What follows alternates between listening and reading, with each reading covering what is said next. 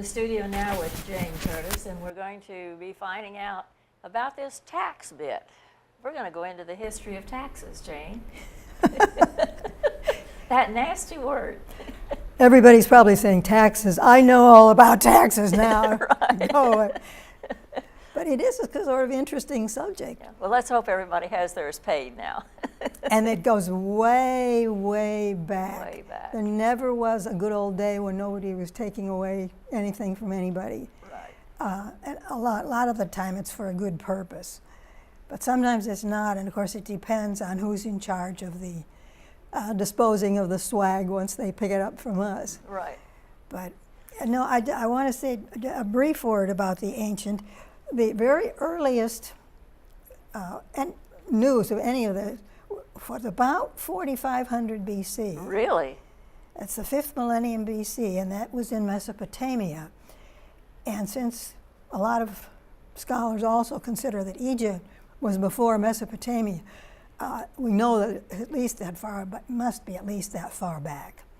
So, and we do indeed have evidence of around 1st, 2nd century BC of inheritance taxes.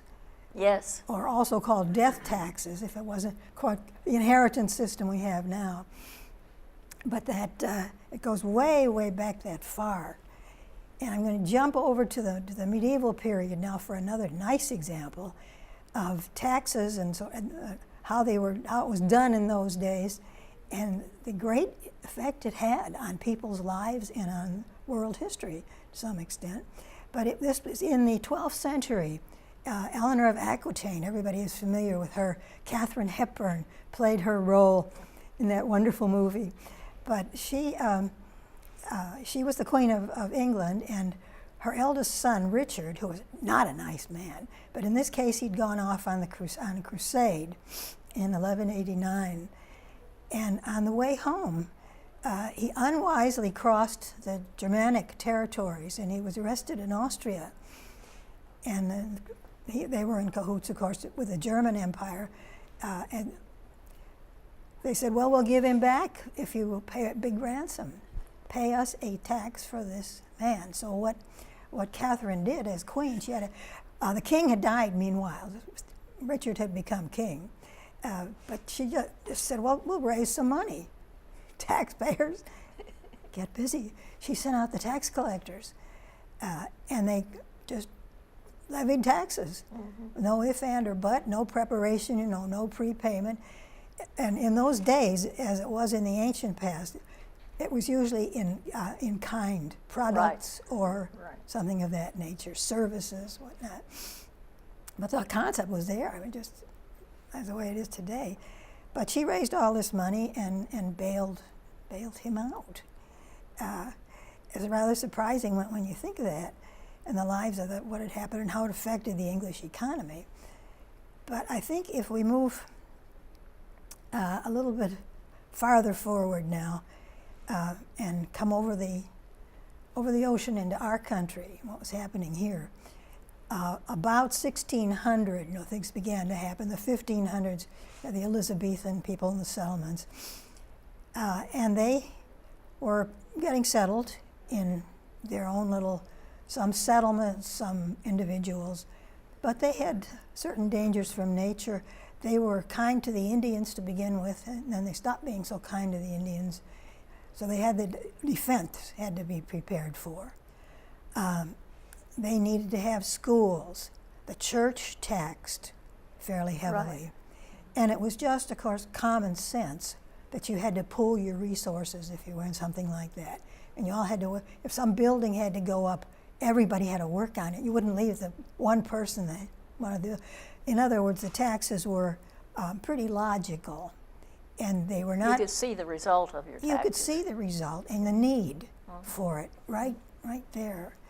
Up until about the middle of the 1700s, I think there was this, what would you call it,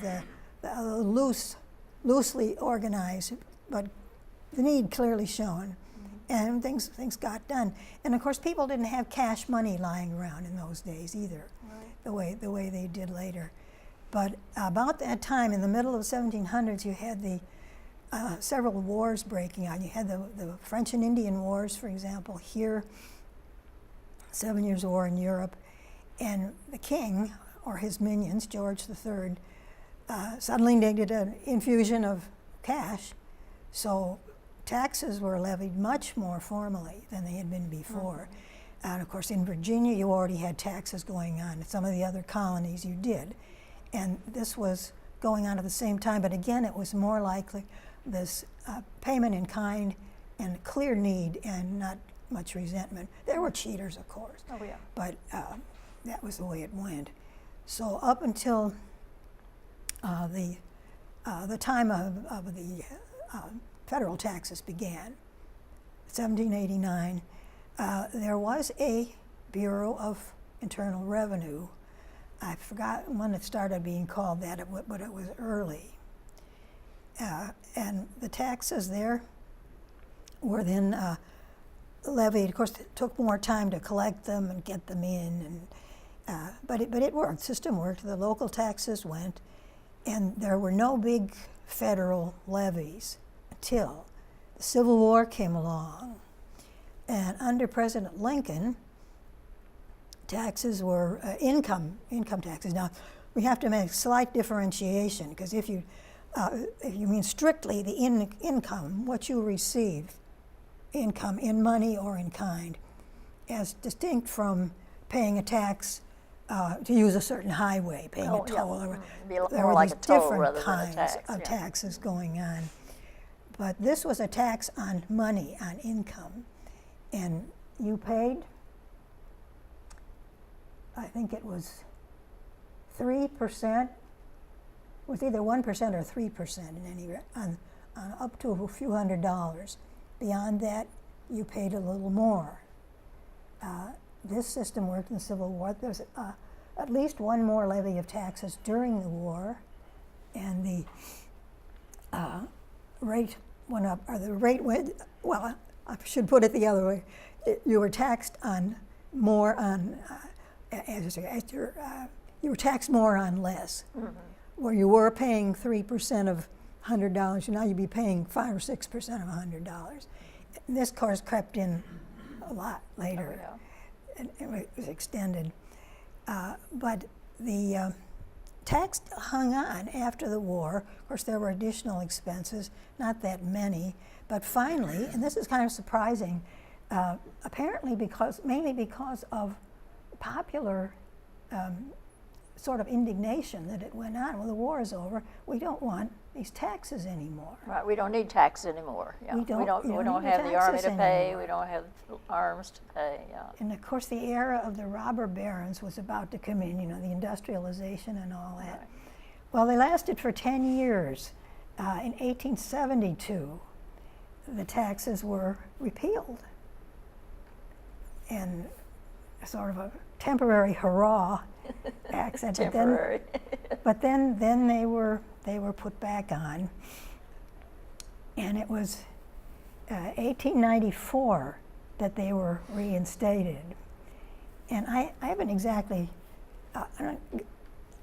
The picture was that 1894 was a end of the year was an election, and in that election, it switched from Harrison over to Grover Cleveland, and I think he was behind what was going on at that time.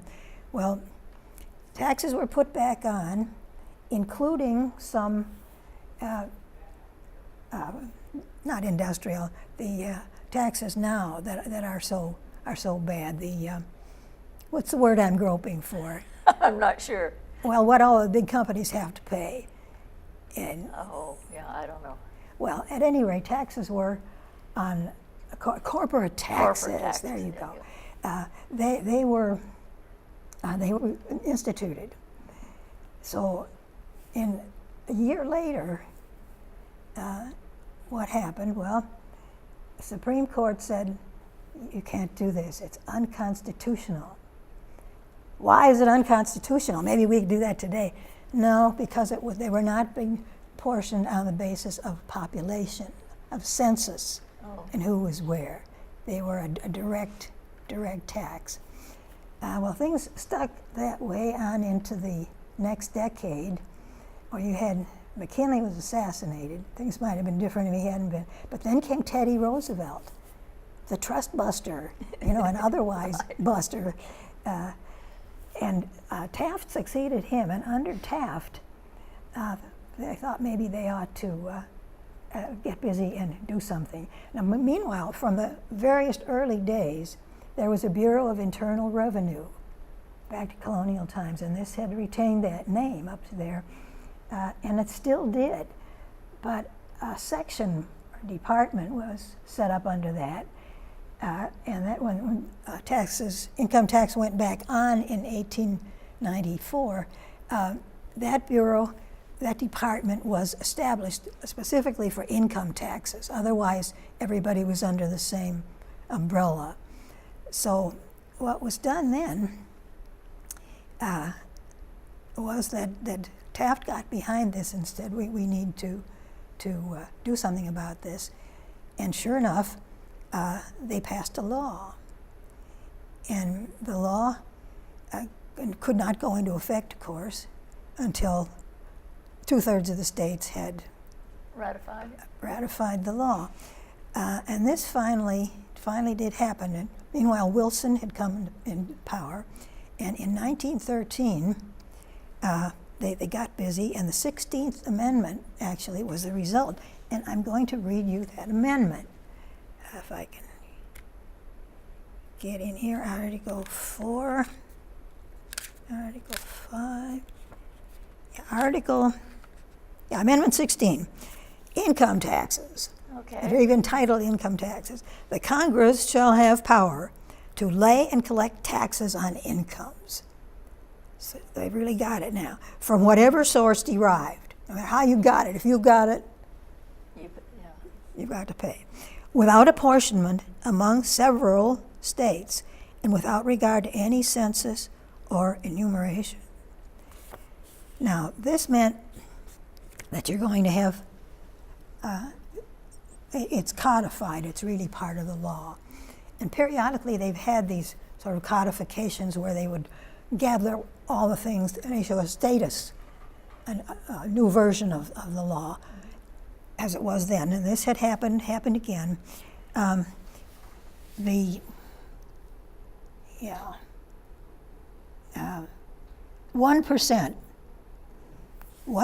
on net personal income over $3,000 it was. Now that certainly is a modest amount. But over 500,000, and already you see they're figuring not in a few paltry tens of thousands, but anything over 500,000, it was a 6% surcharge. And that reminds you a little bit of what in Virginia used to be. They had those little sort of $100 separations in your income, and then each one, so you paid this much plus, and they have a surcharge over it. So, yeah, now, in the meantime, when they were doing all this, they decided to repeal the corporate tax. Oh. And this was a very important thing, because this corporate tax, which had been on and off for a long time, from when the original Chief Justice was first in power. Well, so in 1913 then, under Wilson, the first tax forms came out that look pretty much like ours now. It was one page. I used to have a copy of it, but I don't know, it disappeared somewhere. But just sort of, who are you, what's your address, what's your income, pay us this much, goodbye, which didn't mean a lot. Well, through the 20s, not a terrible lot happened. To change that, meanwhile, however, in 1919, Prohibition came in.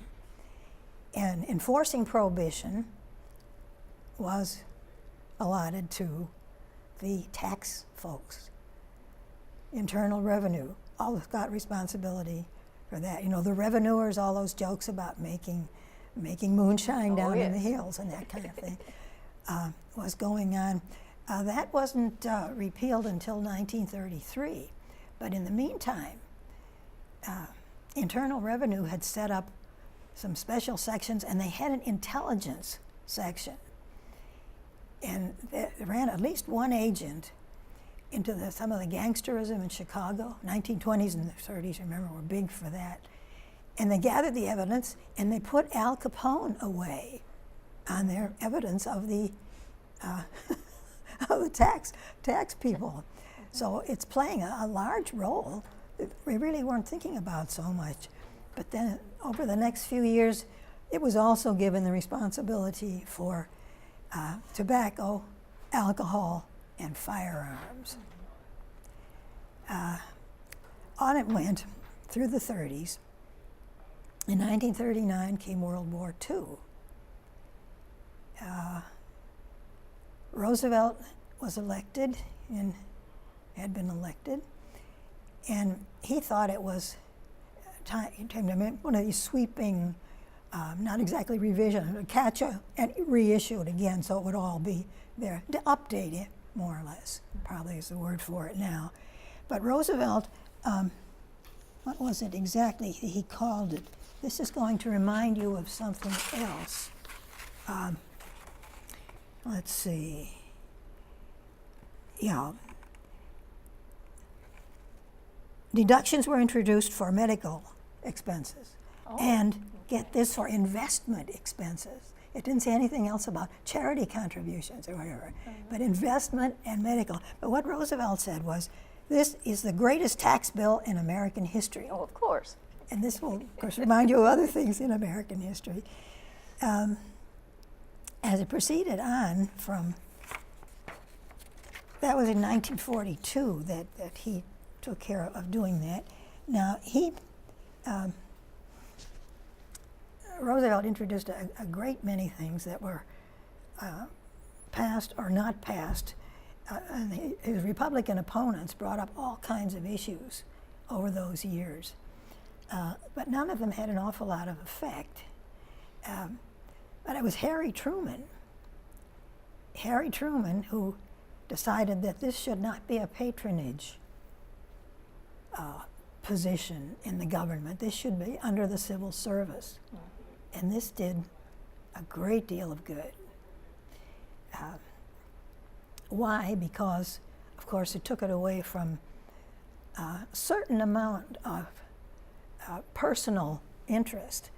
And you see from some of the appointments that have been contested lately, cabinet appointments in our government, and it turns out that these people were manifestly unfit for the job, if not actually criminal in some cases. So his idea was, I guess you could call it good old Midwestern common sense. And he wanted to clean things up and put it onto the civil service, which required, of course, somewhat of a reorganization. Now, this did indeed happen, and I don't know how quickly it was. James Farley, I remember. I don't know if he was the first one, but one of the early ones. And they did an excellent job. And of course, that has gone on in the fullness of time, who knows, for good reasons or bad, was turned back not exactly to patronage, but to this present system of commercializing it, as it were. The person is not a sworn-in member of the federal government. The person is sort of contracted for it. But after the first things in the 40s there that Roosevelt instituted, you had many other changes coming in, which we notice today.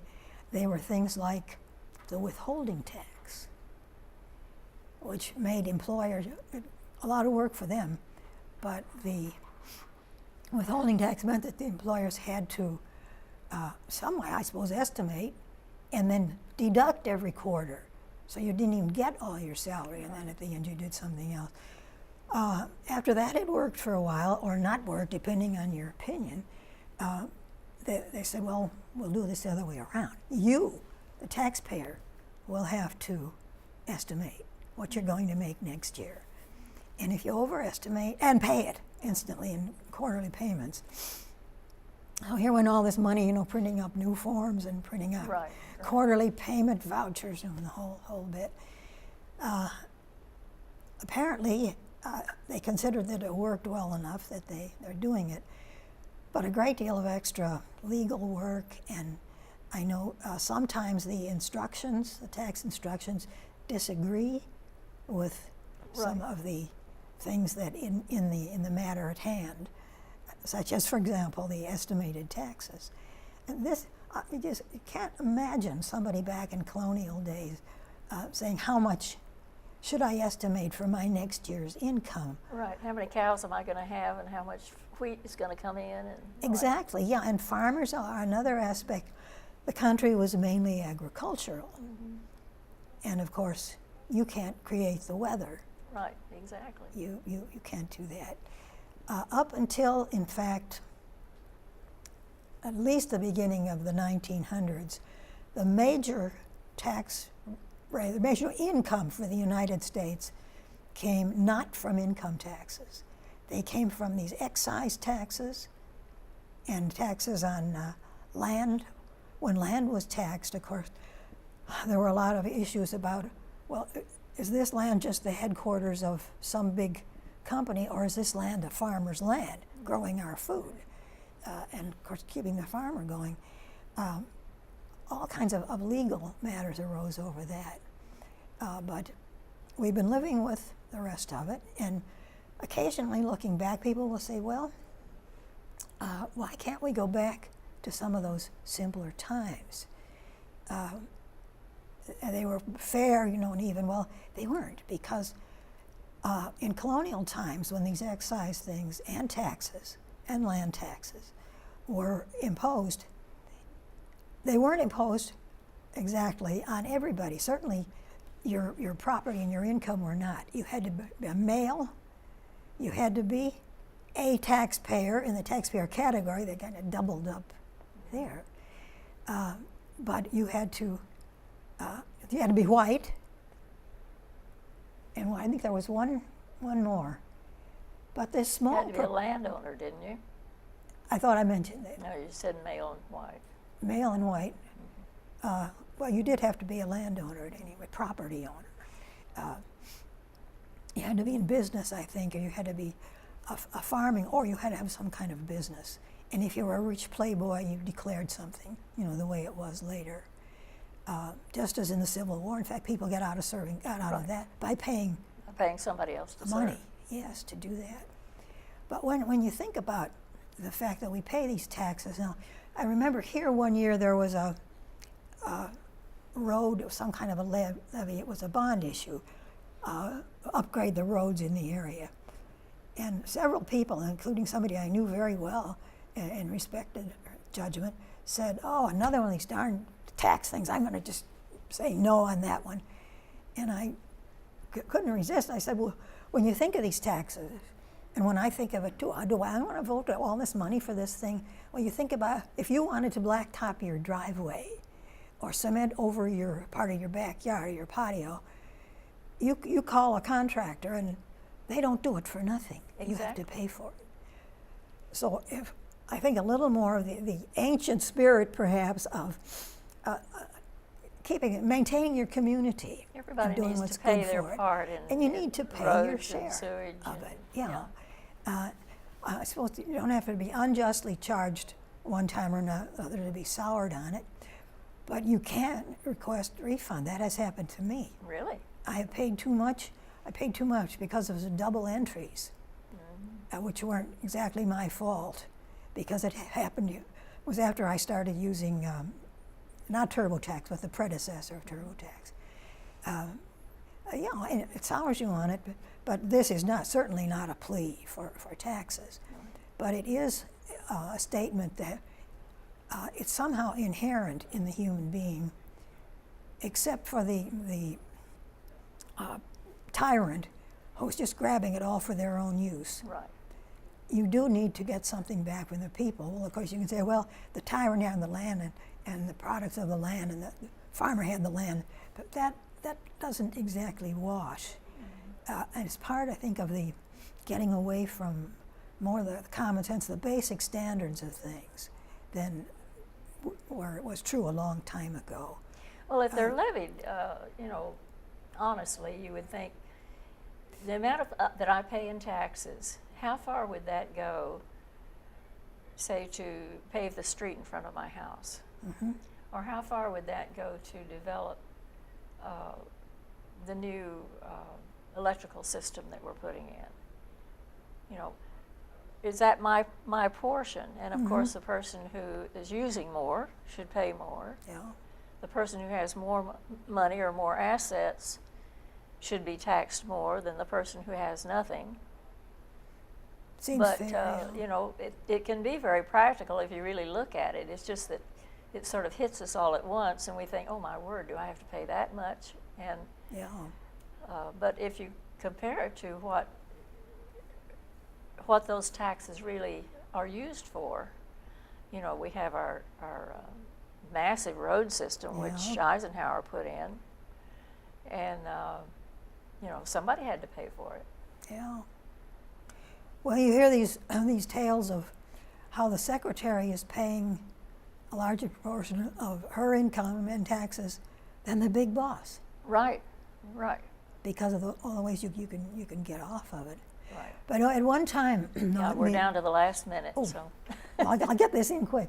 There were the ups and downs. Whether it was a income tax, any tax. Well, there were always some kind of taxes. How they were Right. paid. But more taxes, less taxes, no taxes, whatever. And some of those stages, they had progressive, openly, I mean, declared as progressive taxes, not just people saying later that's not fair. But some of these progressive taxes were fair in that. Oh, there was one that went up to the bracket where you were paying 77% of your income. Oh my word. And I think this was in the midst of the free range stock marketing, you know, speculating and doing all that. And that does seem like a lot, but at the same time, people were paying less. But then the balance would switch the other way and said, well, even though you're only making $1,000 a year and it costs $2,000 to live, still you've got to pay taxes. They extend the reach of it. Yeah. So I think it behooves us to keep track of this sort of thing, and maybe ask our representatives if we hope something might happen, get it on record anyway, that we can do it. But there really have been ups. We're in, we're out, we're in, we're out, Right. in, we're out. Yeah, it's something we really need to keep track of Yeah. and decide whether we're paying our fair share or not. And Harry Truman had it right. We want to get what we're paying for, but pay for what we get. You know. yeah, right. It's right. Okay, thank you, Jane.